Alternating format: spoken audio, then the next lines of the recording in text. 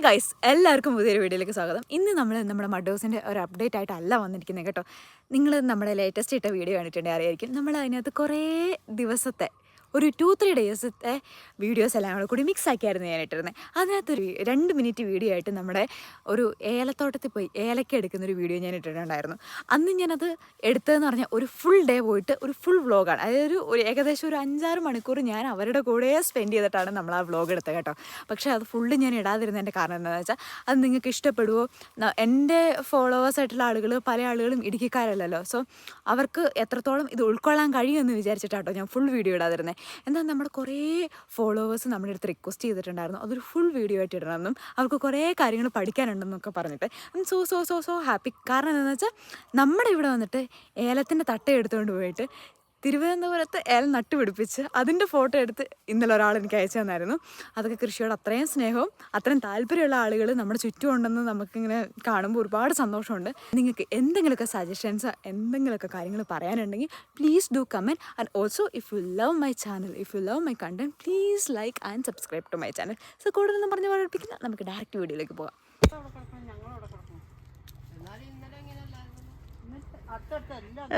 കണ്ടോ ഭയങ്കരമായിട്ട് ആൾക്കാർ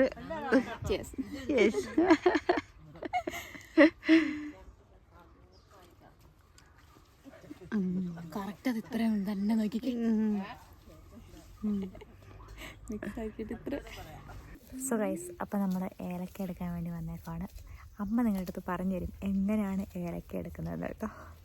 നിങ്ങളിതുവരെ ഏലക്ക എടുക്കുന്നത് കണ്ടിട്ടുണ്ടെങ്കിൽ ഇതൊരു പുതിയ എക്സ്പീരിയൻസ് ആയിരിക്കും.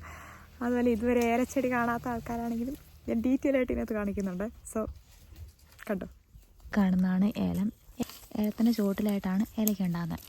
സോ ഏലക്ക എടുക്കുന്നത് ഒരു പ്രത്യേക രീതിയിലാണ് കേട്ടോ. ഈ കാണുന്ന എല്ലാ കാര്യങ്ങളും കൂടി ഒറ്റയടിക്ക് നമ്മൾ പറിച്ചെടുക്കുകയൊന്നുമല്ല. ഇതെങ്ങനെയാണ് ഏലക്ക പറിക്കുന്നതെന്ന് അമ്മ ഇപ്പം നിങ്ങളെ കാണിച്ചു തരുവേ. എങ്ങനെയാണ് ഏലക്ക എടുക്കുന്നത്? ഏലക്ക പഴുത്തത് മൂത്തത് ആയിട്ടാണ് എടുക്കാൻ പറ്റുള്ളൂ. ഒരു പ്രാവശ്യം എടുക്കുമ്പോൾ നമുക്കൊരു 3 കാ വരെ, ചിലപ്പോൾ 4 കാ വരെ എടുക്കാം.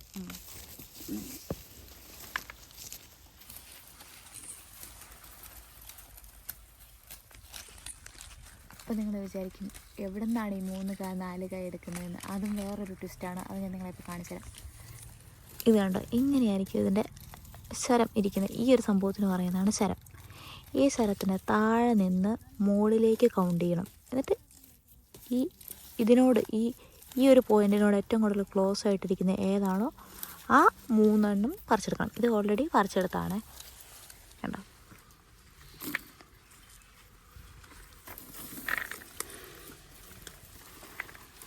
ഇതാണ് ശരം കണ്ടോ.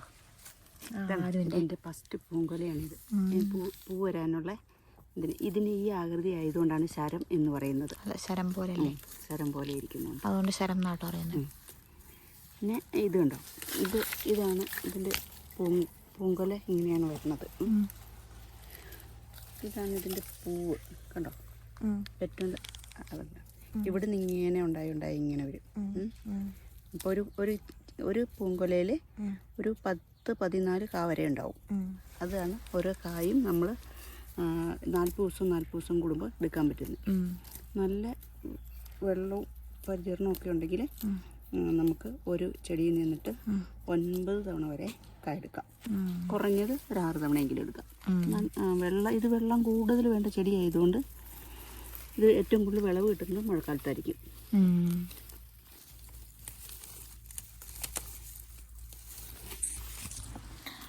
എൻ്റെ റൂംമേറ്റ് കന്നഡക്കാരിയായിരുന്നു. സോ അവളെന്നോട് ഒരു പ്രാവശ്യം ചോദിച്ചിട്ടുണ്ട്, അനു എങ്ങനെയാണ് ഈ ഏലക്ക ഉണ്ടാകുന്ന മരം ഏതാ എന്നൊക്കെ ചോദിച്ചിട്ടുണ്ട്. സോ ഇനി നിങ്ങൾക്ക് ആർക്കും ഡൗട്ട് വേണ്ട. എന്നെ മലയാളികളല്ലാത്ത വേറെ കുറച്ച് പേര് എൻ്റെ വീഡിയോ കാണുന്നുണ്ടെന്ന് എനിക്കറിയാം. So guys, this is elachi or cardamom.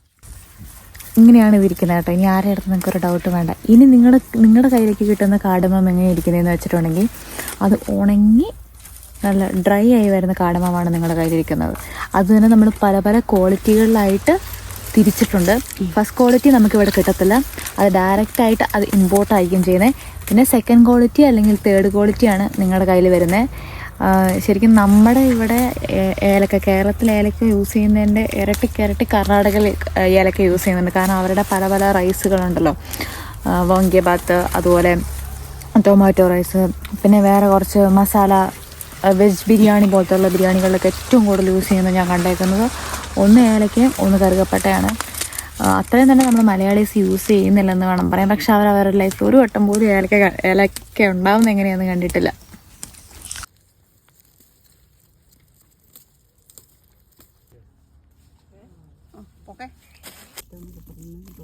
അതെ അതെ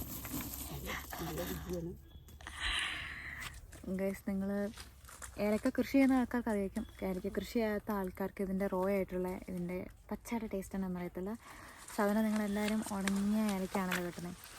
ഏലക്കയുടെ ഉള്ളിൽ എങ്ങനെയാണെന്ന് ഞാൻ നിങ്ങളെ കാണിച്ചു തരാവേ.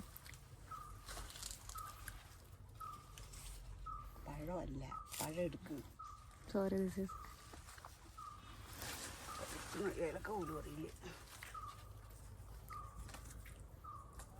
ഇതെല്ലാം കേടാണല്ലോ. നല്ല പഴുത്തത് നോക്കിയെടുക്കുക.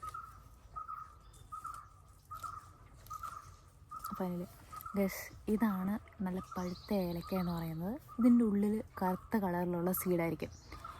ഇത് നല്ല സ്വീറ്റാണ്, അതുപോലെ നല്ലൊരു ടേസ്റ്റാണ്. നിങ്ങൾക്ക് ഓൾറെഡി അറിയാമല്ലോ, നല്ല ഫ്ലേവറാണിത്. സോ ഇത് നമ്മൾ റോ ആയിട്ട് പച്ചക്ക് അങ്ങനെ തിന്നുന്നത് നമ്മുടെ ശരീരത്തിന് അത്ര നല്ലതല്ല. പണ്ട് കാലത്ത് പറയും രക്തം വെള്ളമായി പോകുമെന്നൊക്കെ പറയും. ഇതിന് പുറകിലുള്ള സയൻറ്റിഫിക് കാര്യങ്ങളൊന്നും എനിക്കറിയത്തില്ല. പക്ഷേ ഇത് റോ ആയിട്ട് തിന്നാൻ കൊള്ളത്തില്ലെന്നാണ് പറയുന്നത്. ഇത് ഉണങ്ങി കഴിയുമ്പോൾ ഇതിൻ്റെ മധുരമൊക്കെ പോയിട്ട് ഫ്ലേവർ മാത്രമാവും. അതാണ് നിങ്ങളുടെയൊക്കെ കയ്യിലെത്തുന്നത് കേട്ടോ.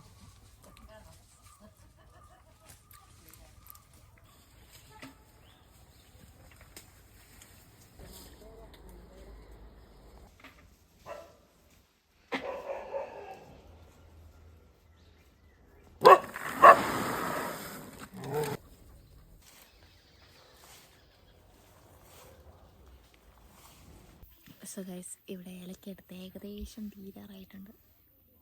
ടിപ്പുവിന് ആസ് യൂഷ്വൽ ഫുഡ് കഴിക്കാൻ പറ്റുന്നില്ല. ഞാൻ നിങ്ങളുടെ അടുത്ത് കഴിഞ്ഞ ദിവസം പറഞ്ഞിട്ടുണ്ടായിരുന്നല്ലോ, ഇപ്പോൾ ടിപ്പു ഓക്കെ ആണെന്ന്. എഗെയിൻ ടിപ്പു ആ സെയിം സിറ്റുവേഷൻ കൂടെ തന്നെ പോവാം. എനിക്കറിയത്തില്ല ടിപ്പുവിന് എന്ത് മരുന്നാണ് കൊടുക്കണമെന്ന് അറിയത്തില്ല. ടിപ്പുവിന് ഈസ് നോട്ട് ഓക്കെ. ഈ 2-3 ഡേയ്സത്തേക്ക് ടിപ്പുവിന് നന്നായിട്ട് ഫുഡ് കഴിക്കാൻ പറ്റത്തില്ല. എന്താണ് പിന്നെ പ്രശ്നം എന്ന് എനിക്ക് ഒരു ഐഡിയയും കിട്ടുന്നില്ല. അവനാണെങ്കിൽ നമ്മളെ നന്നായിട്ട് ഫുഡ് കഴിച്ചുകൊണ്ടിരുന്നത്. നമ്മൾ അത്യാവശ്യം നല്ല ഫുഡ് കൊടുക്കുള്ളൂ അവന്. അതായത് മോശമായ ഫുഡുകളൊന്നും തന്നെ അവന് കൊടുക്കാറില്ല. പിന്നെ എന്താണ് ഇവൻ്റെ വയറ്റിൽ എന്താണ് സീനെന്ന് അറിയത്തില്ല.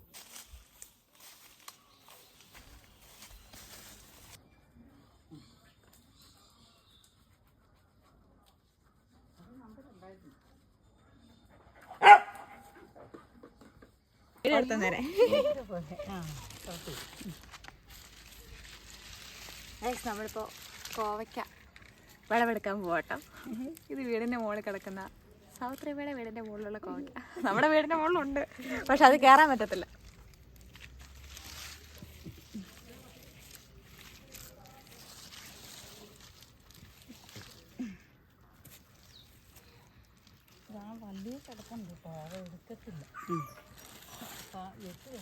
നമ്മൾ ഇപ്പോൾ 3 മണിയായിട്ടോ നമ്മൾ കയറി വരുവാണേ. ഇതാട്ടോ ഏലക്ക. ഞാൻ ചുമ്മാ നമ്മുടെ ഇൻസ്റ്റയ്ക്ക് വേണ്ടിയിട്ട് ഷോർട്സ് ഇടാൻ വേണ്ടിയിട്ട് ചുമ്മാ എടുത്തുകൊണ്ടിരുന്നതാണ് ഈ ഏലക്ക. ഓൾമോസ്റ്റ് ഇവിടുത്തെ ഏലത്തിൻ്റെ എല്ലാം തന്നെ കായ എടുത്തു കഴിഞ്ഞിട്ടുണ്ട്. കാരണം ഒരു സീസണാണ് ഏലക്ക എന്ന് പറഞ്ഞൊരു സീസണാട്ടോ. ഞാൻ നിങ്ങളുടെ അടുത്ത് ഓൾറെഡി പറഞ്ഞിട്ടുണ്ടായിരുന്നല്ലോ, 2 വർഷം കൂടുമ്പോൾ 2 വർഷം നട്ടിട്ട് 2 വർഷമായി കഴിയുമ്പോൾ ഏലക്ക ഉണ്ടാകും. പിന്നെ 40 ദിവസം കൂടുമ്പോൾ നമുക്ക് ഏലക്ക എടുക്കാം. അങ്ങനെയാണ് ഏലക്കയുടെ ഒരു രീതി എന്ന് പറയുന്നത്. പിന്നെ ഇതിന് അത്യാവശ്യം നല്ല കഷ്ടപ്പാടാണ് ഇത് ചെയ്യാൻ. നല്ല രീതിയിൽ പരിചരണം വേണം, നല്ല രീതിയിൽ വെള്ളവും വേണം. അതുപോലെ കഷ്ടപ്പെടുന്നതിന് നമുക്ക് നല്ല രീതിയിൽ ഔട്ട്പുട്ട് തരുന്നൊരു വിള കൂടിയാട്ടോ ഏലം എന്ന് പറയുന്നത്. അപ്പോൾ നമുക്ക് വീട്ടിൽ പോകാം.